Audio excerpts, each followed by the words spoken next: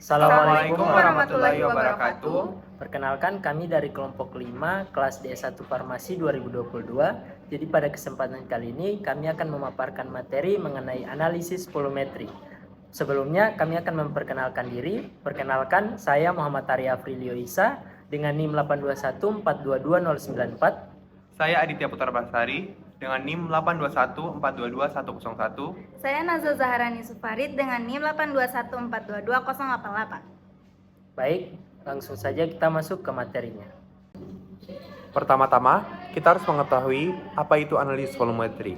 Analisis volumetri adalah teknik analisis kuantitatif untuk menentukan kadar suatu zat dengan menggunakan zat lain yang sudah diketahui konsentrasinya, yaitu dengan cara mencampurkan keduanya agar terjadi reaksi antara kedua zat tersebut.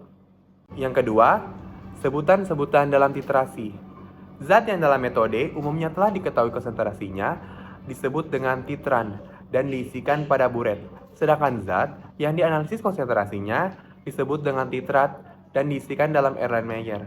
Titran dan titrat pada analisis volumetri harus berupa larutan agar dapat dianalisis dengan mudah volumenya. Baik, jadi jenis-jenis titrasi itu ada 4. Yang pertama yaitu reaksi asam basa, biasa dikenal dengan titrasi asidi alkalimetri. Kemudian yang kedua reaksi reduksi dan oksidasi, biasa dikenal dengan iodo dan iodimetri. Kemudian ada pembentukan kompleks yang biasanya memakai titrasi kompleksometri. Yang terakhir yaitu reaksi pengendapan, biasanya itu dipakai titrasi argentometri. Jadi slide berikutnya yaitu pengertian argentometri. Argentometri ini merupakan titrasi yang melibatkan reaksi antara ion halida yang contohnya itu seperti Cl- dan Br- atau anion lainnya dengan ion Ag+ argentum dari perak dengan dari perak nitrat atau yang biasa kita kenal yaitu AgNO3 dan membentuk endapan perak halida.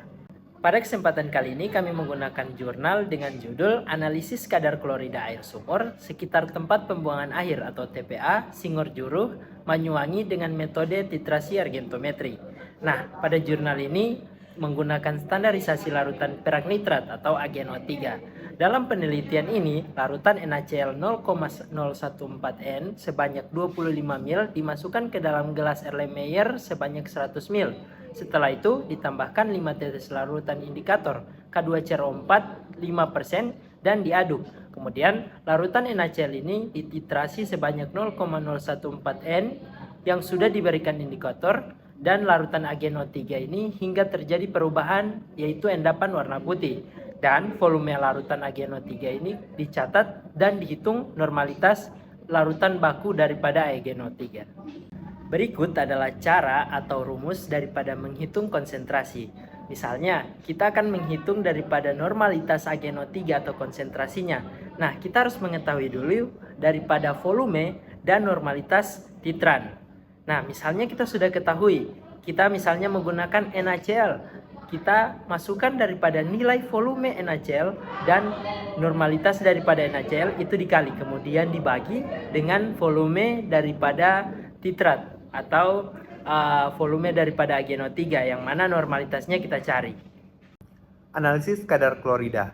Sebanyak 2 mili sampel dimasukkan ke dalam gelas Erlenmeyer, ditambahkan 5 tetes larutan indikator K2CO4 5%, sampel yang sudah diberi indikator, kemudian dititrasi dengan larutan baku AgNO3 sampai akhir titrasi yang ditandai dengan terbentuknya warna endapan merah bata. Setelah itu, dicatat volume AgNO3 yang digunakan dan dihitung kadar klorida menggunakan rumus A sebagai volume larutan baku AgNO3 untuk titrasi sampel kurang B sebagai volume larutan baku AgNO3 untuk titrasi blanko kali N normalitas larutan baku AgNO3 kali 35,45 per V sebagai volume sampel kali 1000. Baik, slide selanjutnya yaitu standarisasi larutan AgNO3. Di sini ada tabel yang menunjukkan bahwa titrasi pertama menunjukkan bahwa volume titran AgNO3 sebanyak 13 mili. Titrasi kedua yaitu menunjukkan volume titran sebanyak 10 mil, sama seperti titrasi yang ketiga dengan rata-rata semua dari tabel ini memiliki 11 mili. Jadi selanjutnya ada hasil analisis kadar klorida dari 3 desa.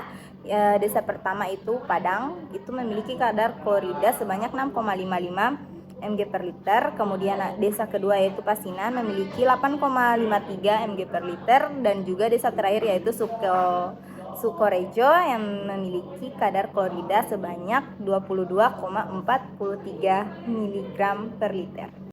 Sekian pemaparan materi dari kami, lebih dan kurangnya kami mohon maaf. Wabillahi taufiq wal hidayah. Wassalamualaikum warahmatullahi wabarakatuh.